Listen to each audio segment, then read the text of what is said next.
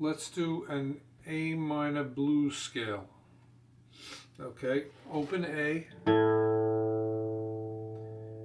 third finger, third fret of the A string,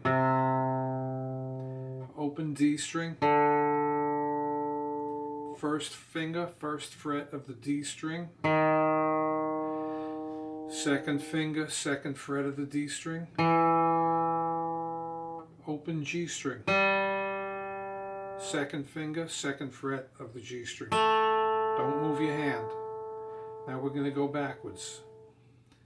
Second finger, second fret of the G string, open G string.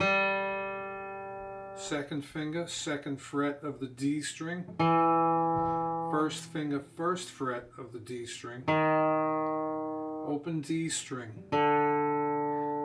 Third finger, third fret of the A string,